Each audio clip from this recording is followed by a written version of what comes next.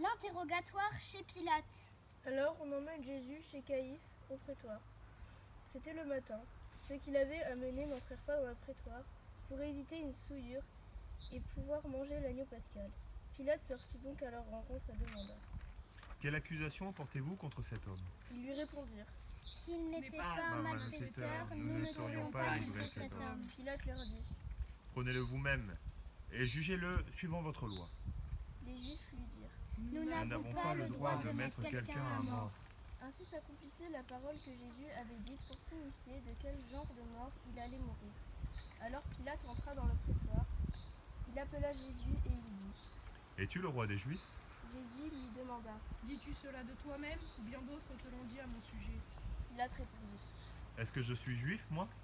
Ta nation et les grands prêtres t'ont livré à moi. Qu'as-tu donc fait? Jésus déclara. Ma royauté n'est pas de ce monde. Si ma royauté était de ce monde, j'aurais des gardes qui se seraient battus pour que je ne sois pas livré aux Juifs. En fait, ma royauté n'est pas d'ici. Pilate lui dit. Alors tu es roi. Jésus répondit. C'est toi-même qui dis que je suis roi. Moi, je suis né. Je suis venu dans le monde pour ceci, rendre témoignage à la vérité. Quiconque appartient à la vérité écoute ma voix. Pilate lui dit. Qu'est-ce que la vérité? Ayant dit cela, il sortit à nouveau à la rencontre des Juifs et il déclara.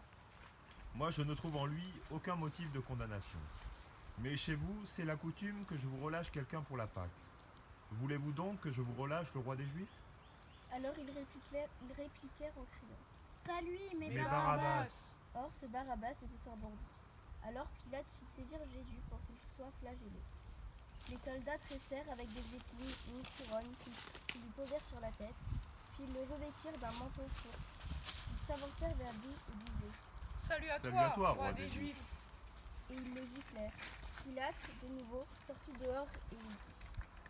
Voyez, je vous l'emmène dehors pour que vous sachiez que je ne trouve en lui aucun motif de condamnation. Jésus, donc, sortit dehors, portant la couronne d'épines et le manteau court. Et Pilate leur déclara.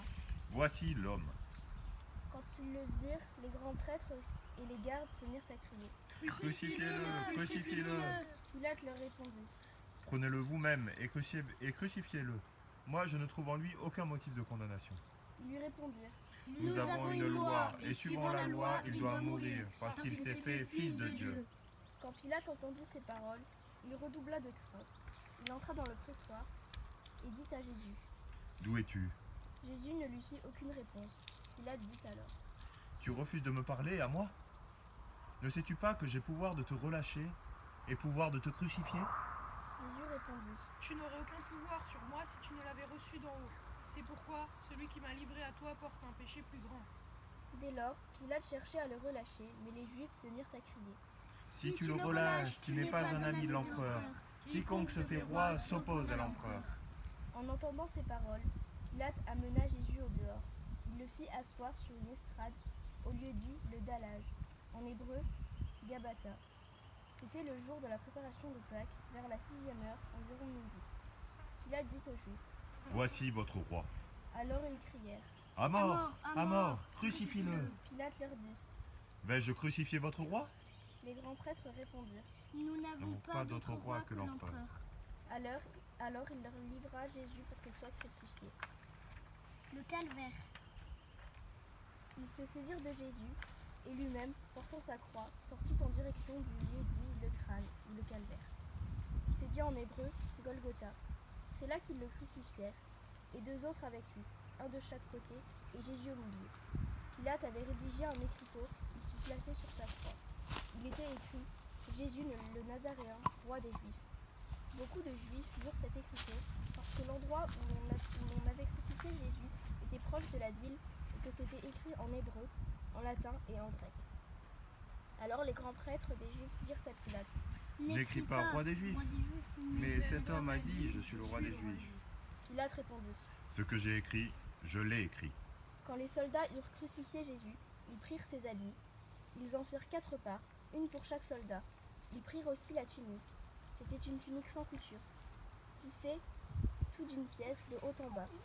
Alors, ils se dirent entre eux. Ne la déchirons pas, désignons par le sort celui qui l'aura.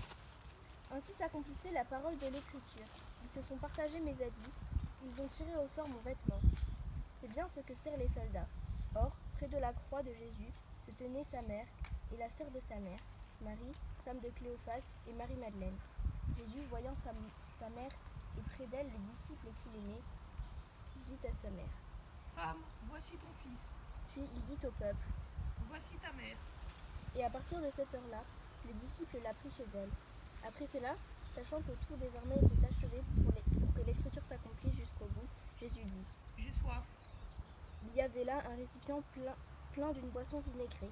On fixa donc une éponge remplie de ce vinaigre à une branche dispose et l'on approcha de sa bouche. Quand il eut pris le vinaigre, Jésus dit. Tout est accompli. Puis inclinant sa tête, il remit l'esprit. Comme c'était le jour de la préparation, c'est-à-dire le vendredi, il ne fallait pas laisser les corps en croix durant le sabbat, d'autant plus que c'était le sabbat, c'était le grand jour de Pâques. Aussi les Juifs demandèrent à Pilate qu'on enlève le corps après leur avoir brisé les jambes. Les soldats allèrent donc briser les jambes du premier, puis de l'autre homme crucifié, avec Jésus. Quand ils arrivèrent à Jésus, voyant qu'il était déjà mort, ils ne lui brisèrent pas les jambes, mais un des soldats, avec sa lance, lui perça le côté, et aussitôt, il en sortit du sang et de l'eau. Celui qui a vu rend témoignage, et son témoignage est véridique.